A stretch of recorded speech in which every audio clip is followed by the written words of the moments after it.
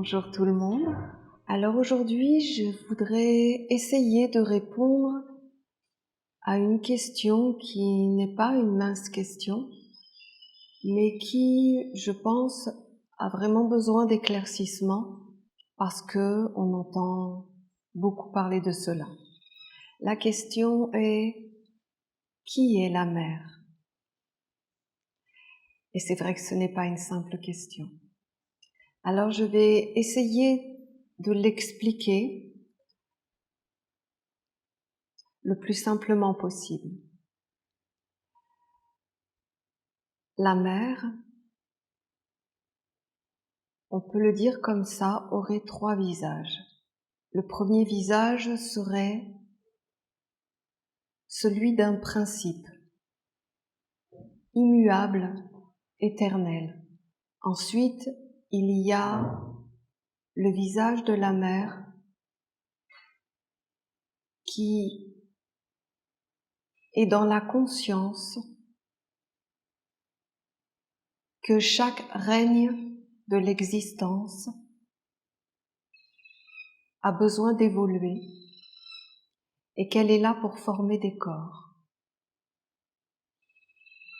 Puis il y a la mère connue par beaucoup d'entre vous et partout, qui est la mère Terre. Ce sont trois aspects de la mère qui sont différents, mais qui font partie d'elle. Je vais commencer par celui qu'on connaît le plus. Le principe féminin a toujours été considéré comme une terre qui était fécondable et qui pouvait engendrer des mondes. C'est pour cela que beaucoup ont associé la mère uniquement à ce principe qui est juste mais pas complet. Effectivement, la mère contient en son règne les minéraux, les végétaux, les animaux et les hommes. C'est ce qu'on appelle un peu l'écologie. C'est-à-dire que chaque règne joue son rôle et il y aurait une harmonie parfaite. En réalité, ce règne a pour but principal d'amener une cohésion avec ces quatre règnes. Comme vous le savez, l'homme porte en lui, l'homme ou la femme porte en lui les minéraux, les végétaux et les animaux. Seulement, ils ne savent pas cohabiter ensemble. Ils ne savent pas quels sont les minéraux qui vivent à l'intérieur d'eux, quels sont les végétaux, quels sont les animaux. Bien sûr, tout le monde le sait, intellectuellement, mais dans la réalité, il n'y a pas cohérence et lien réel avec ces mondes. L'homme est intégré dedans parce qu'il doit faire vivre à l'intérieur de lui tous ces éléments. Mais l'homme est à la frontière entre deux mondes. Le monde du réel, du corps, de la nature, de l'écologie, de tout ce qu'on connaît avec nos yeux, qu'on peut voir, qu'on peut toucher. Mais l'homme et la femme ont la capacité d'avoir une intelligence. Et c'est ce qui fait que l'homme, pour pouvoir entrer dans la deuxième phase du principe de la mère, il doit avoir été remis dans les conditions animistes de faire de nouveau respirer la pierre, les végétaux, les animaux, et que l'homme soit avec eux dans la cohérence. Ceux qui sont les plus représentatifs de ces mondes-là ce sont les êtres animistes qui vivent dans la forêt. Eux ont compris le message de la mère parce que eux n'intellectualisent pas, ne philosophent pas, ne mettent pas de concept sur la pierre, le végétal, sur l'animal, ils vivent avec eux. Ils font partie intégrante de leur vie et ils sont comme eux, dans l'instinct. C'est-à-dire, une plante va apporter quelque chose, ils vont l'utiliser. Un oiseau va arriver, ça va être le messager de la mère qui va prévenir de quelque chose. Il y a une réalité animiste qui existe dans ces peuples-là. Et c'est ce que l'homme doit retrouver. Il doit être capable, à n'importe quel moment, d'écouter le message de la pierre à l'intérieur de lui, d'écouter le message des animaux et des plantes. Ainsi, l'homme, il est capable d'avoir une conscience supérieure, mais pour ça, il faut qu'il ait un corps constitué de la réalité de son corps. Il faut qu'il se le réapproprie. D'où, effectivement, tout ce que l'on peut enseigner sur parler avec les arbres, l'animal totem, les vertus des pierres, les particularités des pierres. Tout ça, c'est réel, mais en réalité, c'est à l'intérieur de nous. Mais nous devons redonner une sphère respiratoire en ayant intérieurement une vision animiste de la vie, c'est-à-dire laisser vivre, parler, respirer tout ce qui nous constitue et qui fait qu'on a un corps. Ça, c'est une partie de la mère réelle.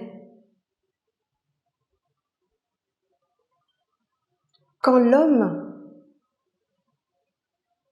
ou la femme a entendu le message de la mère quand elle dit « Tu as tout à l'intérieur de toi », ne viens pas me voir rempli de concepts, d'éducation, de philosophie. Ce que la mère dit, c'est « Est-ce que tu es ? Est-ce que la pierre, les minéraux, les végétaux, les animaux à l'intérieur de toi sont vivants ? Est-ce que tu as retrouvé le chemin de ce que tu es réellement quand tu as pris un corps sur la terre ? » Alors, ça, c'est un aspect de la mère qui est réel, mais qui n'est pas la totalité de son être. L'homme étant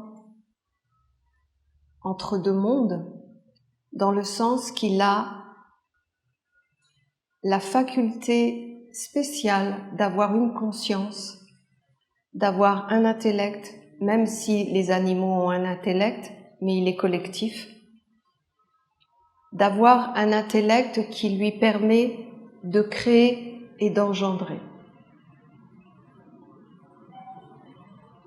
La mère, elle, va se situer dans cet espace de l'homme qui est né de la terre et qui est capable, maintenant comme un corps prêt à être fécondé, une terre prête à être fécondée, va être capable de devenir une intelligence.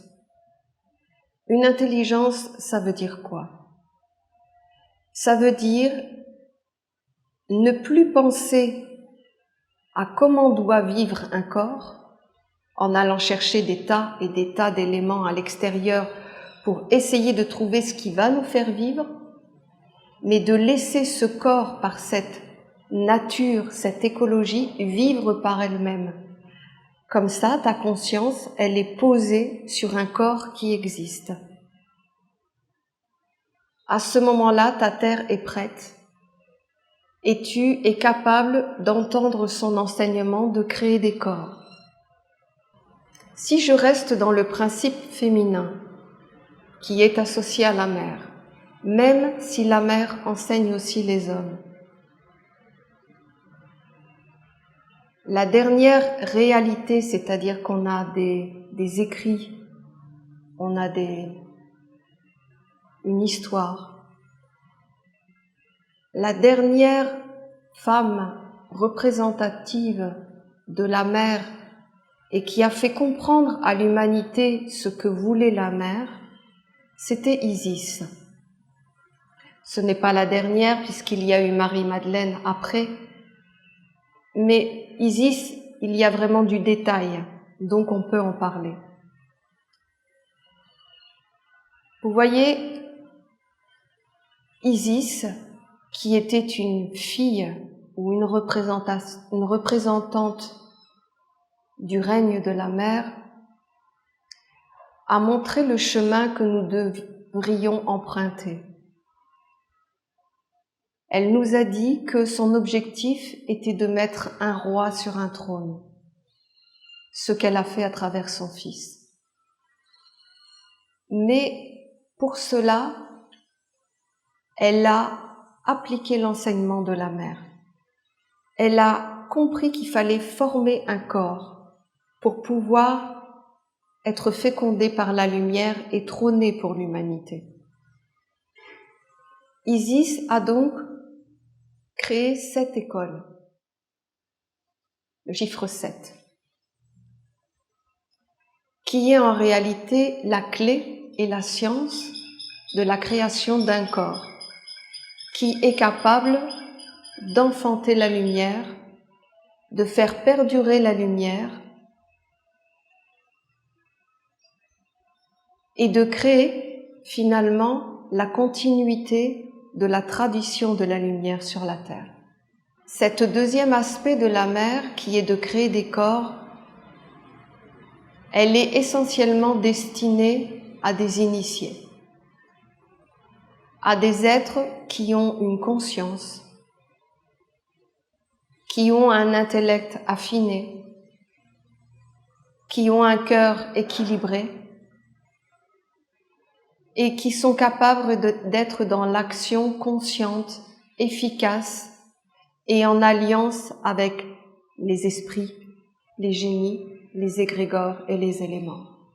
Dans la nation essénienne, c'est un travail qui est en train de se mettre en place depuis un certain temps. La mère a demandé à ce que l'on crée des corps pour pouvoir faire des alliances avec des mondes supérieurs. Et la mère, donc, existe, est présente dans cet aspect de la création des corps, et nous devons, par notre conscience, tout d'abord par retourner vers les bases de la vie qui est le côté animiste, retrouver la vitalité, comment on est constitué, qu'est-ce qui vit dans notre corps, qu'est-ce qui fait que nous avons des os, qu'est-ce que le sang à l'intérieur de nous. Toutes ces choses doivent être menées à la conscience et être des corps préparés.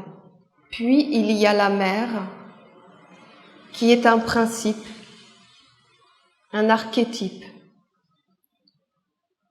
Quand il y a eu, entre guillemets, la chute de l'humanité, où on dit qu'un être est sorti du corps de Dieu ou du paradis, comme on veut, à ce moment-là, il y a eu le principe masculin de créer et le principe féminin.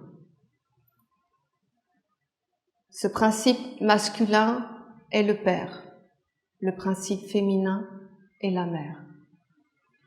Les deux ont un rôle à jouer. Le principe masculin, lui, est ce qui contient, stabilise, pose et féconde. Le principe féminin, le principe de la mère, crée des corps et est dans la subtilité des mondes, c'est-à-dire que le principe féminin va beaucoup plus agir sur le corps éthérique, va être dans la capacité de guérir la subtilité des mondes, va être plus sensitive, va être beaucoup plus dans le subtil, alors que le rôle du principe masculin est vraiment de contenir. Il est un pilier, il est l'orientation, et en même temps, il féconde une terre. Ce qui est important, c'est que un principe masculin comme un principe féminin, il n'y a pas il y en a un plus important que l'autre. Dans la création, il y a eu ces deux principes qui sont apparus et ils doivent œuvrer ensemble. La fécondation, la semence, doit être de lumière et de tradition. La terre, la femme, celle qui est capable d'agir dans tous les mondes et qui est en relation avec la subtilité des mondes, doit être une terre prête à accueillir la semence, car l'enfant qui va apparaître va être la conséquence des deux. D'où l'importance que la mère, dans son enseignement, elle nous ramène à l'origine des choses. Qu'est-ce qu'un principe féminin? Qu'est-ce qu'un principe masculin? Parce que si on ne sait plus comment on doit être, on ne saura pas comment être une terre. Si on ne sait pas comment on est constitué, quel est notre rôle à jouer d'un point de vue de la création, en fait, on ne peut pas conduire l'humanité vers quelque chose de plus grand. Ça sera forcément en fonction de la semence qu'on va recevoir, mais si les hommes eux-mêmes ne sont plus des vrais piliers, des vrais protecteurs, ne sont plus les gardiens de la lumière pour nous, par quoi sommes-nous fécondés? Nous sommes fécondés par ce que les principes masculins portent à l'intérieur d'eux, quelles sont leurs orientations, quelles sont leurs dévotions vers un monde supérieur. Et si l'humanité est telle qu'aujourd'hui, ce n'est ni de la faute de l'homme, ni de la faute de la femme, mais c'est à la fois de la faute de l'homme et à la fois de la femme aussi, c'est qu'en fait, le lien a été coupé avec l'origine de ce que l'homme devait faire et de ce que la femme devait faire.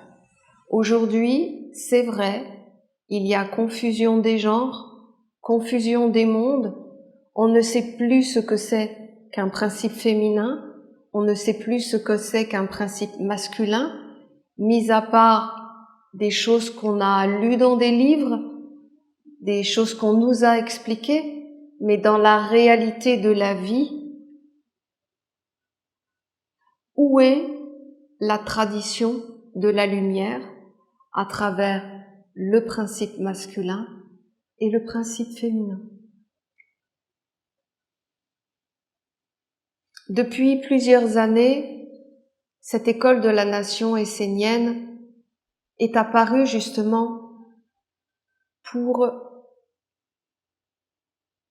éclairer l'humanité sur ce que c'est qu'une réalité dans un chemin initiatique. C'est un peu pour nous rééduquer aux vraies valeurs de la vie. On nous a expliqué comment les mondes fonctionnent, comment on devait donner une part de notre vie pour faire vivre un monde supérieur, comment dans la vie on devait aussi essayer d'être dans des vertus. On nous a expliqué tout ça. Mais là où on nous a très peu expliqué, c'est qu'en réalité on n'est pas que des fécondateurs de la vie. On est aussi des terres, que ce soit les femmes et les hommes. Bien sûr, c'est plus adapté pour les femmes et c'est plus compréhensible parce que dans le monde, on le voit. Mais en réalité, tout est fait pour les deux principes parce qu'on est tous constitués de la même manière, mais on ne met pas en avant les mêmes particularités. Comme je vous l'ai dit, la particularité de l'homme est celui qui va ensemencer une terre et faire apparaître la suite de l'existence. Pour cela, il faut qu'il ait dans sa semence tout ce qui est de ses convictions, de sa vie intérieure, de ses orientations. Et c'est ce qui fait, d'un point de vue très mécanique, la qualité de sa semence. Après, effectivement, il y a la terre, qui est le principe féminin. Mais aujourd'hui, la femme, elle pense qu'il faut être forte comme un homme, qu'il faut avoir la même attitude, qu'il faut pas se laisser faire, enfin, plein de choses qui fait que, au final, là où elle se trompe, j'aurais tendance à dire, c'est qu'une femme, elle est forte de son empathie, de sa douceur, de son amour, de sa générosité, de sa tendresse. La femme est forte de ça et elle n'est pas moins forte. C'est pas en étant forte parce qu'elle a des gros bras ou parce qu'elle parle fort ou parce qu'elle est capable de clouer le bec à un homme ou parce qu'elle est capable de se confronter à un homme qu'elle est forte. La femme, elle est forte de ce qu'elle porte. Et en réalité, si toutes les femmes pouvaient entendre ce message que la douceur, la bonté, l'empathie, la tendresse, ce sont les clés pour guérir l'humanité. Faire différemment, c'est exciter le monde à la guerre. Ce que je dis n'est pas absolu, parce que j'ai bien conscience qu'il y a un gros travail à rattraper et que malheureusement, l'humanité aujourd'hui, elle est blessée. Où elle doit aller, comment elle doit faire, elle a perdu ses repères. Elle est perdue en fait. Et que chacun doit sauver sa peau, trouver sa place et avancer. Je le comprends parce que j'ai été comme ça aussi. Pendant de nombreuses années, j'ai essayé de faire ma place. Je voulais être une chef d'entreprise. Je voulais avoir une personnalité forte. Mais en fait, au bout du compte, ça n'était pas moi. C'était un rôle que je devais prendre parce que je ne savais pas, pour pouvoir avancer et avoir ma place dans le monde. Mais avec le temps, et en découvrant l'enseignement de la mère, j'ai vu que être une maman, aimer les autres, les comprendre, être patient, être dans l'amour, la tendresse, l'affection, sont des choses qui sont innées chez nous, mais qui sont enfouies. Et en leur permettant de devenir plus importants dans notre vie, en réalité, on est bien plus heureux. On va à l'essentiel et surtout, on est plus près de ce qu'on doit être. Et ça ne fait pas de nous des êtres faibles, des êtres qui n'ont pas de consistance, d'autorité. Bien au contraire. L'amour, la tendresse, la gentillesse, la compassion apaisent tous les mondes, et même les mondes qui sont en colère, les mondes qui sont dans la peur, trouvent un issue, trouvent une libération à travers ce genre de monde que les femmes peuvent incarner aujourd'hui. Alors je sais que ceux qui vivent à Paris, à New York, je comprends que mon langage, il est compliqué, mais il n'est pas si compliqué que ça. Même si vous ne pouvez pas le faire, faites-le intérieurement, dans vos familles, avec les gens qui vous entourent, avec vos amis. Mais permettez à ces mondes de venir de nouveau trouver leur place à l'intérieur de vous. Permettez aux principes féminins comme aux principes masculins de retrouver les vraies valeurs. Pourquoi on est des principes masculins? Pourquoi on est des principes féminins? Ce qui est sûr, c'est que nous ne sommes pas les mêmes, nous avons tous le même potentiel, mais si, je dis ça parce que aujourd'hui, on ne sait plus. On ne sait plus. Ce qui prouve bien que c'est une mauvaise route, puisque si nous sommes deux principes séparés, c'est que nous avons des choses différentes à faire et à incarner. Donc nous ne devons pas être les mêmes, nous ne devons pas faire la même chose, nous ne devons pas être égaux dans le sens qu'on doit faire les mêmes choses. Nous avons un rôle, chacun à jouer.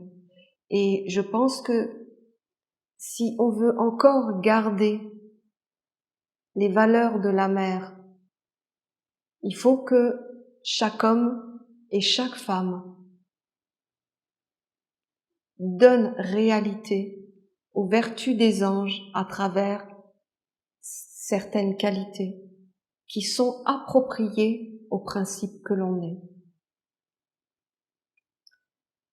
Sans ça, il va rester quoi? Est-ce que l'avenir d'aujourd'hui nous montre qu'il y aura une dignité dans un principe masculin et féminin? J'ai un peu du mal à le voir et je sais que profondément, mais vraiment profondément, que ce soit un principe masculin ou un principe féminin, je sais que chacun d'entre nous, on cherche à être dans l'authenticité de ce qu'on est, mais qu'on n'a pas forcément les moyens de le faire. Et que c'est bonheur quand on peut être dans des vertus qui nous habitent, mais qu'on n'a jamais vraiment osé exprimer parce que le monde extérieur ne nous le permettait pas. En réalité, j'ai envie presque de vous dire, voyez, j'étais en France la semaine dernière, j'étais aussi à Paris. J'ai parlé avec beaucoup de personnes, que ce soit dans les magasins, un peu avec tout le monde. Et ça me plaît de faire ça. Et vous voyez, ce qui en est ressorti, c'est que je me suis dit, Magali, tu as raison, va jusqu'au bout de ce que tu veux. Parce que tout le monde souhaite, tout le monde veut, et très peu passent à l'action. Je les entendais tous dire que leur vie était difficile, que la société était difficile, qu'ils avaient envie de partir ailleurs, qu'ils avaient envie de vivre différemment. Et je leur disais, mais faites-le. Oui, mais on peut pas. Je leur disais, faites-le.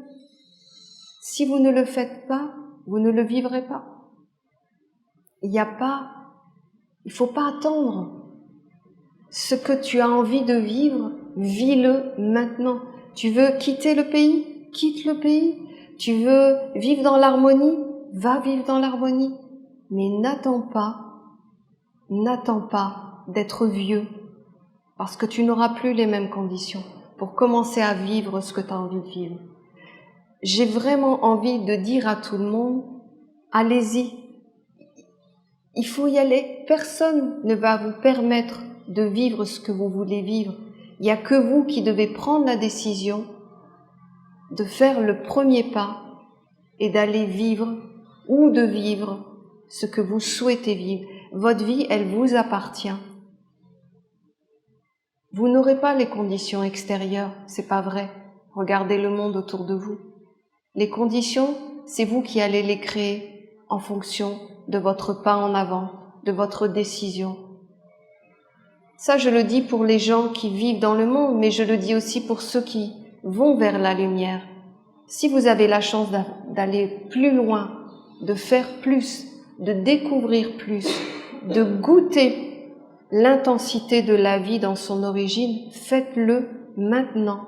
N'attendez pas demain. Demain, c'est demain. Demain, vous ne serez pas les mêmes. Vous n'aurez pas les mêmes conditions. Vous n'aurez peut-être même pas le même corps. Vous n'aurez peut-être même pas les mêmes capacités. Si aujourd'hui, il y a quelque chose de fort qui vous parle et que vous souhaitez revivre ce que vous êtes au fond de vous, vous aimiez être dans les bras de votre maman, ça s'appelle l'amour. Vous avez envie de le vivre aujourd'hui. Eh bien, vous pouvez le vivre à partir du moment où vous choisissez l'environnement, les amis, la religion, la philosophie qui vous convient, mais qui vous permet de vivre. Parce qu'une vie, on n'en a qu'une, et que c'est le moment, c'est maintenant, c'est pas dans 2 ans, dans 5 ans, dans 10 ans. C'est maintenant que ça se passe. Et pour finir là-dessus, le monde ne va pas vous donner les conditions, ne va pas s'améliorer, ne va pas vous permettre d'aller dans votre authenticité. Ce monde aujourd'hui, je ne parle pas que de la France, mais d'une manière générale, va vous modeler, va vous formater, va vous rendre unique dans le sens où vous allez tous être les mêmes, vous allez tous consommer de la même manière, vous allez tous vouloir les mêmes choses, vous allez tous espérer à peu près les mêmes choses, mais vous n'allez pas sortir de ce cadre. Et ce monde aujourd'hui est en train de resserrer de plus en plus le moule dans lequel vous vivez, et ça va finir par une explosion, parce que on ne peut pas empêcher une individualité, une âme, un être qui pense, un être qui respire, un être qui agit, de rester enfermé dans une boîte toute sa vie. Ce n'est pas possible. Ça ne peut pas fonctionner. Nous sommes des âmes missionnées à accomplir une œuvre. Nous devons rechercher les éléments qu'il nous faut pour pouvoir réaliser cela. Et le reste ne nous concerne pas. La volonté du monde est une volonté. Soit vous acceptez, et dans ces cas-là, il n'y a pas de problème. Mais pour ceux, comme j'ai entendu, qui souffrent, qui veulent autre chose, qui ne savent pas comment faire, eh bien je leur dis, il faut y aller. Et pour ceux qui pensent que être un homme et être une femme, c'est regarder les modèles qu'on vous met devant les yeux, ce n'est pas le bonheur, ce n'est pas la lumière, ce n'est pas la réalité. La réalité, c'est ce que nous sommes profondément, et nous devons donner priorité à l'intérieur de nous des vertus qui nous définissent en tant que principe féminin et principe masculin, et tout donner, vous donner la chance d'expérimenter ce que c'est que, pour les femmes, la tendresse, l'amour, la compassion, l'empathie, et les hommes, qu'à l'intérieur vous vous sentiez des chevaliers droits, nobles, portant des belles vertus, et puis protégeant vos familles, ça, heureux en étant dans ces éléments-là. le reste c'est pas vrai. Alors bien sûr, c'est pas simple, mais la mère a raison. On doit retourner vers nos vrais frères et sœurs, c'est-à-dire les minéraux, les végétaux, les animaux. Ceux qui vont nous montrer qu'il y a une cohérence, il y a un lien, il y a une harmonie, il n'y a rien de négatif. Dans ces mondes-là, il n'y a rien de négatif. Tout a un sens. La haine n'existe pas, la colère n'existe pas. C'est eux nos frères et sœurs. Et on doit retourner vers nos propres valeurs pour savoir qu'est-ce qu'on est sur la terre et de nouveau donner la place, permettre à ces mondes de parler à l'intérieur de nous, de s'exprimer, de nous montrer le chemin, de nous apprendre ce que c'est que la vie en commun, l'équilibre entre tous les mondes, la cohérence, le partage, l'intelligence de chaque chose. Le monde des hommes extérieurs ne nous montre pas ça. Seulement les minéraux, les végétaux et les animaux. Et nous intégrer, si on a un comportement accueillant de ces mondes-là, nous montrera réellement ce que c'est que d'être un être réel sur la terre. Le reste, c'est une éducation qui justement nous sépare de tous les mondes, nous divise, met des cases partout et nous montre qu'en fait on doit être seul dans la vie, à se débrouiller, à se battre, alors qu'en réalité on a toute une famille dans la nature, dans tout ce règne de la mer qu'on peut appeler l'écologie. L'écologie, c'est quoi? C'est une harmonie parfaite. Il y en a, il va y avoir le recyclage, il va y avoir les plantes qui vont pousser, il va y avoir les animaux qui vont venir pour féconder la terre. C'est un équilibre parfait.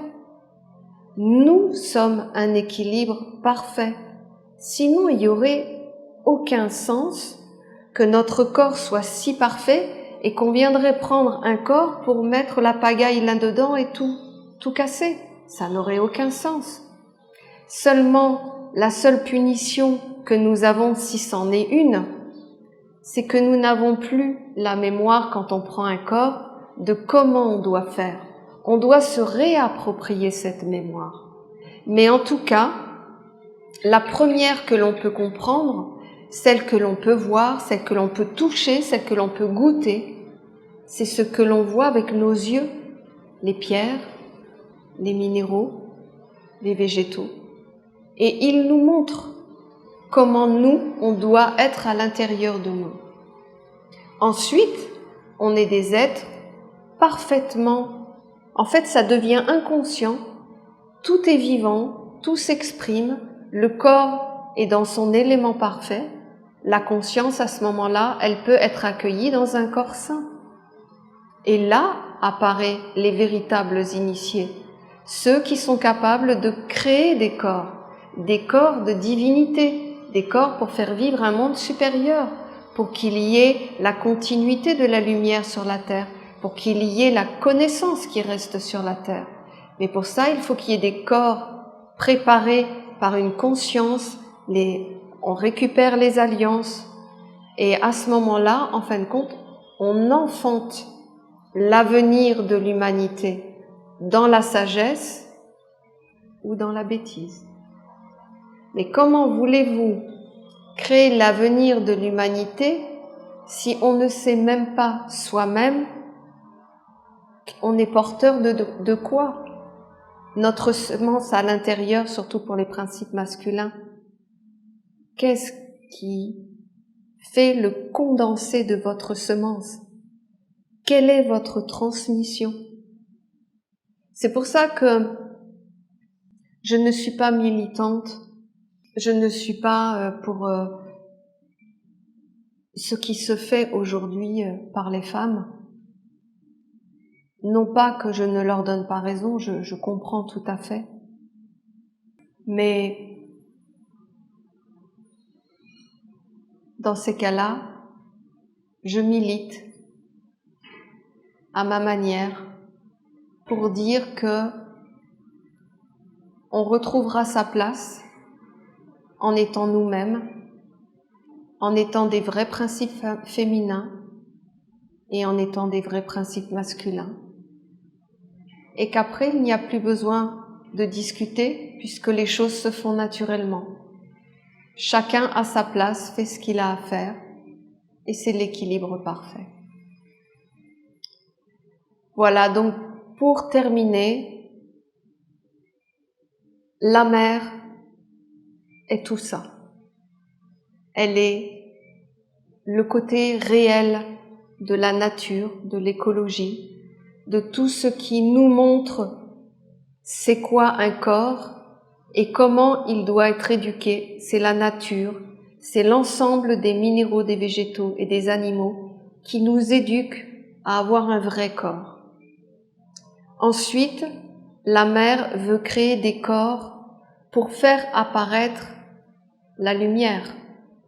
Et pour cela, comme Isis, il y a à se réapproprier tout ce qui est des mondes subtils et des mondes supérieurs pour permettre d'avoir comme un corps qui va recevoir la semence et ainsi enfanter les initiés, ceux qui perpétueront la tradition de la lumière sur la terre. Et il y a ce grand principe, cet archétype, qui est le principe féminin et le principe masculin, qui, elle, donne les commandements à ses initiés et à la nature. Voilà, j'espère avoir pu répondre à cette question. J'ai un petit peu dévié sur le côté féminin, mais c'est plus fort que moi. On a peut-être envie aujourd'hui vraiment de reprendre les rênes de la vie. On a envie que nos enfants reçoivent une vraie éducation et pas l'éducation du monde qui fait de nos enfants des êtres destinés à être une vache à lait pour leur système. Sachant ça, les mamans et les papas, quand vous éduquez vos enfants, dites-leur et transmettez-leur qu'il faut être bon, aimant, qu'il faut savoir exprimer et être dans l'empathie. Il faut que ces valeurs reviennent, elles sont en train de partir. Il faut que ces valeurs reviennent et c'est dans l'éducation qu'on peut l'apporter. Donc voilà, je milite pour la douceur, l'amour, l'empathie, la droiture, la sagesse, et pour que l'humanité soit fécondée par de nobles semences. Voilà, je vous remercie beaucoup et je vous souhaite une belle fin d'après-midi.